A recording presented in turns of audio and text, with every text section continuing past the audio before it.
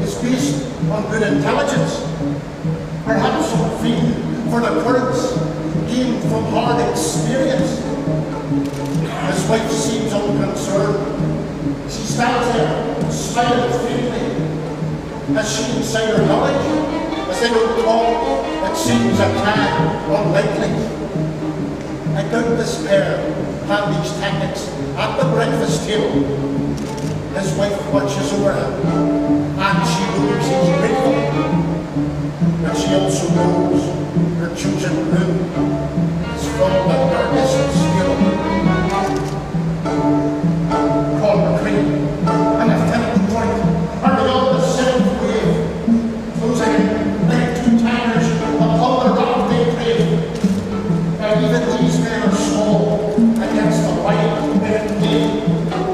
Each water rat is bonded hard, each surge inspires pain. Lieutenant Point is in the lead as they fight their own exhaustion. Lieutenant Point is in the lead as they fight the whole horizon. The moon has swung behind us now, drags the North Sea in one motion. Who would fight against that trend, the migration of the ocean? Only these three would defy a planet's tidal breath. Okay, we know they have the nerve, but do they have the heft? Con McCree catches Point with a massive push. Both rolls harder than a piston from its head to the root. That time is for the ball as our noble hero waters on. McCree is in the beginning, but force overtakes the soldier. His stroke is wide and reasonless. He's like a rolling boulder. So in the front is Con McCree, a local lad, well known to me. His dad's an electrician, his sister's a physician. One did the wiring for my new extension. The other treats me weekly for my hypertension. Now Dr. McCree has turned her back. She cannot stand to watch her daughter's heart stretched so thin in the any second burst. She arrived here at the dock, too late to tell him not to risk it, but he'd rather have a heart attack than her nice tea and biscuit. I told you all that Con McCree would kill for this contest, but that the victim might be himself, I never would have guessed. Her Con's heart suffers now, in one way or another. Dwight takes the lead back from him, recalls his 16th summer. In a lash of salt and splash of wave, his life's logic is revealed. This is where he likes to be. He loves the battlefield. Of rhyming hope and history, there's been some talk, but there's also been some doubt. Fight Lieutenant Troy thinks he knows, and much more likely should. You can grow up green in the lanes around old Strabane, but one day you may get round with the Taliban.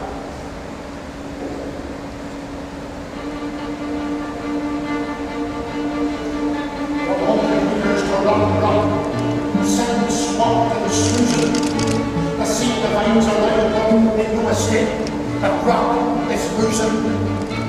The ocean beats away with its endless passion. Not till all that is drowned will it have satisfaction. These three men strike a blow for our corner place.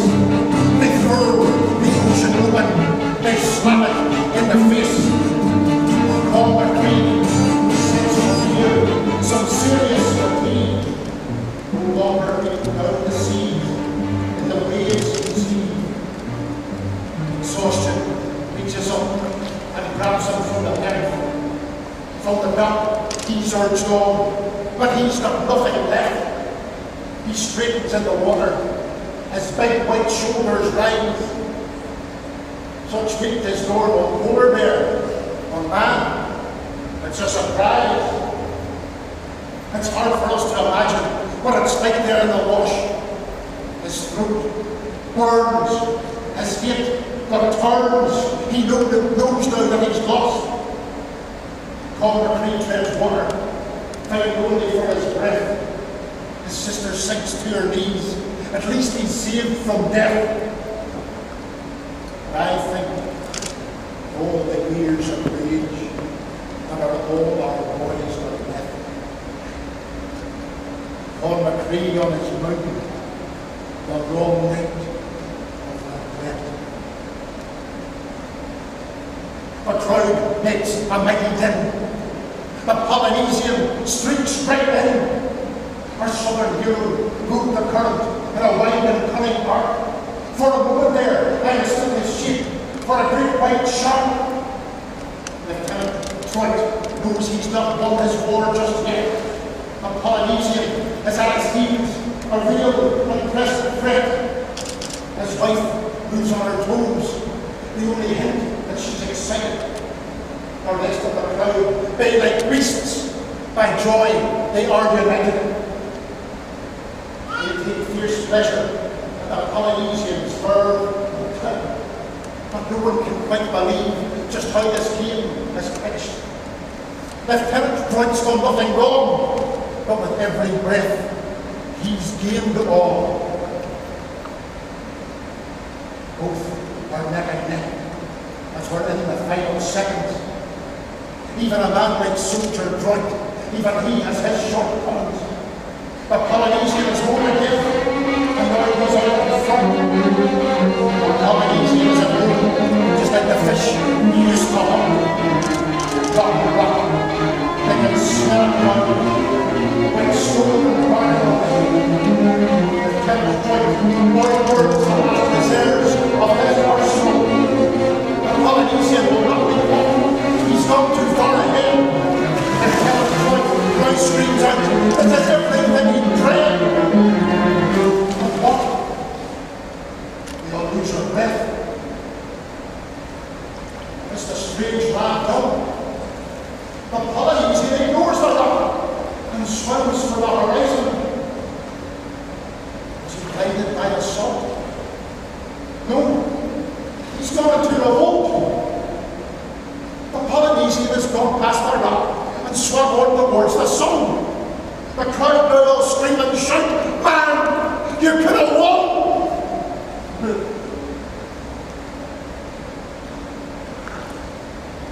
Soldier Troit comes on rotten rock, with a tired grin.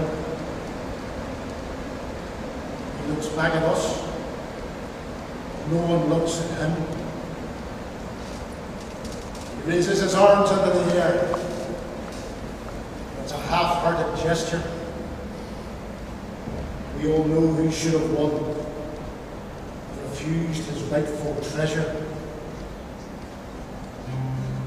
He'll squint towards the swimmer now. He's a distant down. Cares not for the land. Cares not for any rock. Polynesian never stops. We watch him vanish to the sky. And if it's not presumptuous, may I suggest that this here's wine.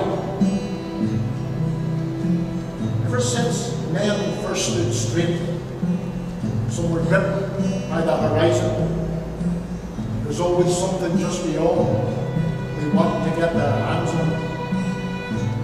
The Polynesian wants to be on that distant tenure.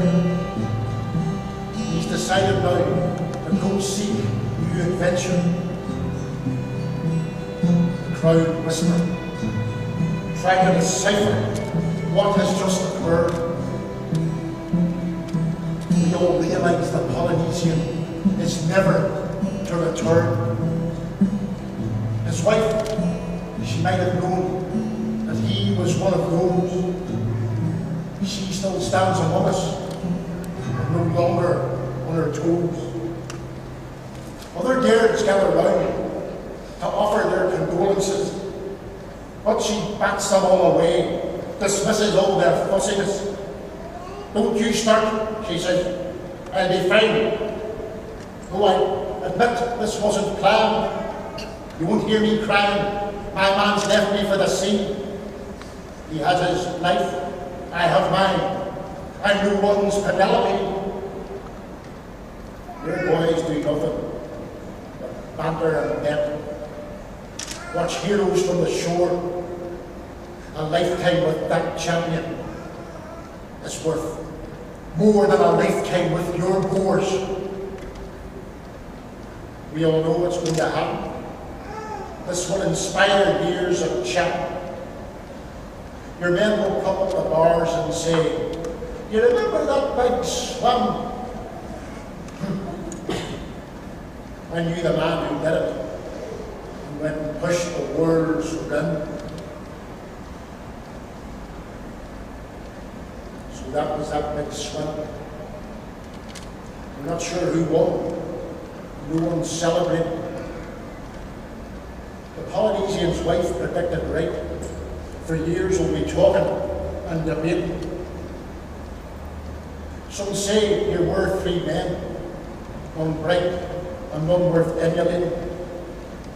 Some say here were three men who lived right and think them stimulating. But I say here were three men who burned like comets with the sheer heat of their friction. Whatever passions fueled them on, they made pure and clean conviction. But anyway, that's just me. It's just my own opinion. And if you'll please excuse me now, I must go get my prescription.